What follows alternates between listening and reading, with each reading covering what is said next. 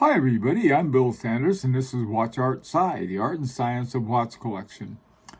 Today what I want to have is an unboxing, and so that's what I'm going to do. I've put up the same information up there and going through this without too much ado about the unboxing and spend more time talking about the watch. Anyway, I got this from eBay. And the thing I like about eBay, when it goes through their authenticator, you get the special box and everything, and I'll talk about that in a second.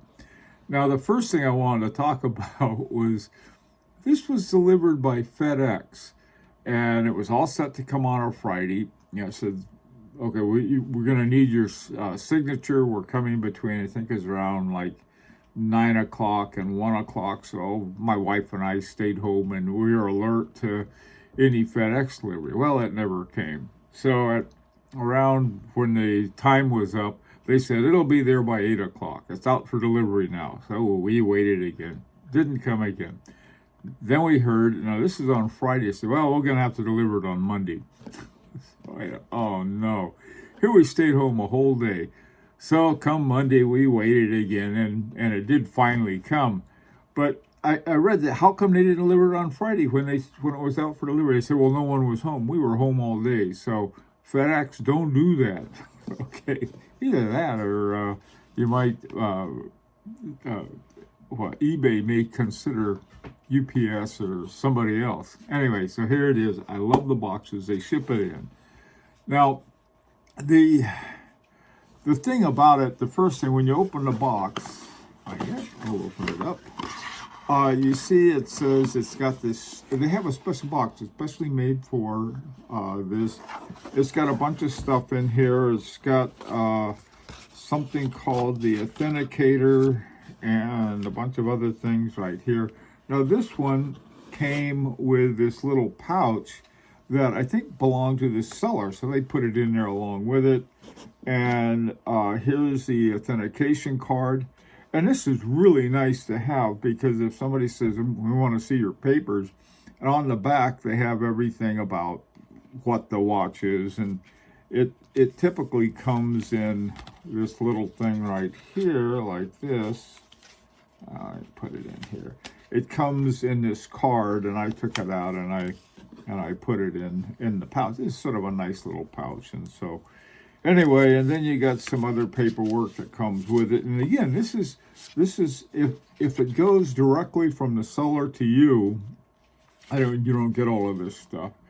And if it goes through the authenticator, they said, well, this is authentic. We know it's good and everything's working fine. So you feel better about it. Now, one time that didn't work and it went through the authenticator was that the moon phase didn't work. They'd have to keep it for a while to watch the moon phase, but who wants to watch the moon phase? So I got the watch. The moon phase never worked right. I still liked the watch and didn't care about the moon phase, so I kept it and didn't raise a squawk. But so if you get a moon phase and you go through the authenticator, like I don't even think they can guarantee it unless they keep it for about a month or so. Okay, so that's the first thing. Now, the next is that it also has this nice velvet case that comes, and this is not the case that the seller had, but it's a special case that is provided by eBay, and it's a super nice, it's a nice little velvet one that comes with it, and finally inside is the watch. Now, I took the watch out. I got to admit it. I couldn't wait until the unboxing, but it's a nice little case. Let me see if I can open it up and show you here. Yeah, there it is. And this comes with, this thing opens up like this, and there's a little watch pillow in there that it comes in. So it's a neat thing. And what I do is that I keep this, not necessarily for keeping my watch, but if I got a watch I want to send somebody, this is sort of like a ready-made packaging thing, and all I got to do is close it up, and yep, Bob's your uncle. I can ship it out again. So Anyway, so let's talk about the watch that I just unboxed and what's going on with that. This watch, let me bring up a bigger picture of it. This watch is a Daniel Roth Premier Retrograde. And it's a watch I've been after for a long time. I had to find one that was the right price and right everything. There were some other ones available in gold, and they were very nice. They were wonderful, but I can't afford that. So I thought, well, I'll just wait until something nice comes along. Here's the back. The only thing about this is that I'm not crazy about. I don't like solid backs. You can't see what's going on. Okay, now, so let's talk about this and why it's interesting. To me, it's fascinating. Take a look at the way the numbers are. They go from 6, 7, 8, and they go to 12, and then 1, 2, 3, 4, 5, 6, and then it stops. Well, this is what the retrograde is that the retrograde was what happens is that when the hour hand reaches here, it goes zoop, it goes back. I made a little slow motion thing I'll show you in a second. I didn't know whether it went back or just popped over, like I'll take a shortcut. They'll never know, but it's not true. Now, when you look at this, and again, you can see it better on the picture over there. When you look at it, you say, wait a minute now.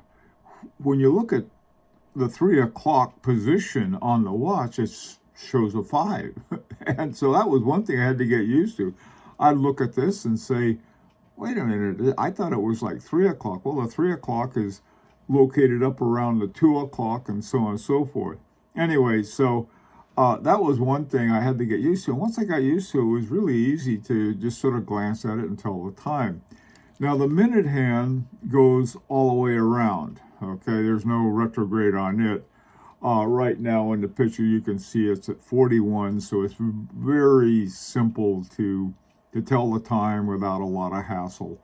And where the hour hand is right now on that one, it shows just about where 441 would be, and it's starting to, the hour hand is starting to move toward the 5 o'clock hour. A couple more times and it'll be it'll be off.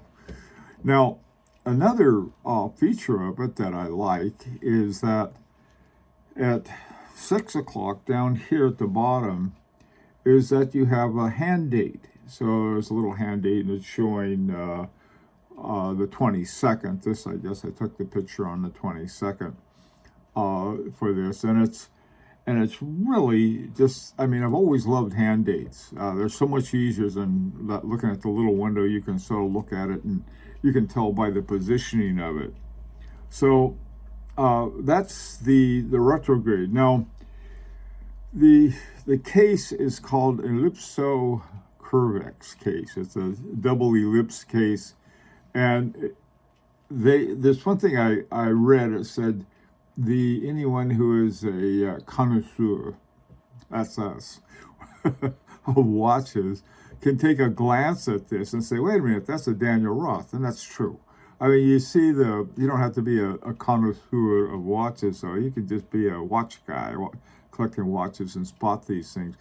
And I like this case. It's something about it that it's round, but it's not round. It's sort of a combination of a tonneau and a round one, and it's just a sort of a cool one. Now it's got the double-edged case. It has a ruthenium-plated guilloche dial on it. Again, you can see the picture better than you can this. It's sort of hard to see on the video. It's got blue steel hands. Now the hands, the blued on the hands, you can't, the picture right there, you can't. That's one thing about blued hands. I don't know if you can see it on this or not. You got to turn the light just right so you can see the blue. And then at the tips of the arrow hands, they have the loom. At 6 o'clock, the date hand is an anchor hand. So you got 2 arrows and an anchor. It's about 40.5 millimeters this way, and about 35 millimeters this way. So and you can see it there in the picture on my wrist. It fits just very nicely. The caliber is called the DR 700-10. The DR stands for Daniel Roth, and it's based on a Lamania 27N Eboche. It's automatic, 18,000 semi-oscillations per hour, 2.5 hertz. That's just music to my ears. I love you always, this is the thing, this is not expensive. This was not expensive at all. But I've noticed that the prices are starting to creep up on these. And it's got a Breguet hairspring and about a 40-hour reserve. Yeah, I played with it. I admit this unboxing was sort of reenacted unboxing. Okay, so now here's the last thing I want to talk about. Oh, by the way, too, this is an aftermarket gaiter or croc strap. It's by a company called, it's a ZRC strap. And ZRC straps, this one is a very nice one. It's not the original Daniel Roth strap. I have one on my other watch, the original Daniel Roth, and I don't even know if it's as good as this one. And again, it doesn't have the buckle. For some people, it drives them up a tree if they have an aftermarket strap on a watch that they bought pre-owned. It doesn't me, because just about even my very best watches that I have the brand strap and buckle with, I'll go get another strap for Jean Rousseau. I like their shiny gaiter straps, and so I'll have those on my watches. So this watch, even though it didn't have a brand watch on it, comes with a super nice band. This is a croc strap, and what can I say? I can't complain. Okay, now here's the interesting thing. Now, this is one of those ironies.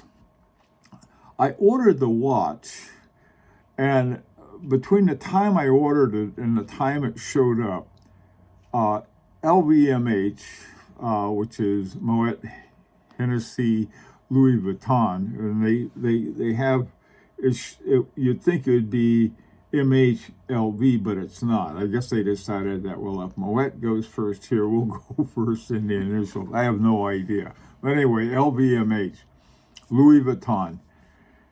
Now, they decided to relaunch the watches from this period. Now, this one, they made these watches into the early 2000s, but I think this particular one was designed and originally launched in 1993, I think. And it was less than $140,000. The new ones that they're coming out with, the Daniel Roth Tourbillon, which is a real beauty, is 140,000 Swiss francs. Less than 140,000 Swiss francs. Now, there's some things about this. The experience that Daniel Roth had when he was with Bulgari was not a good one, okay? They own Daniel Roth, the name and all of the watches and everything from his first one. So that at the end of that, he just like, okay, that's it. And went and started making these really nice tourbillons with some gentleman who was backing him. For whatever reason, it wasn't a huge, there weren't too many people lined up at the door, but these watches, the quality of the watches never went down one iota. And so Louis Vuitton, LVMH, decided, let's bring them back. Now, how can they do that when Bulgari owns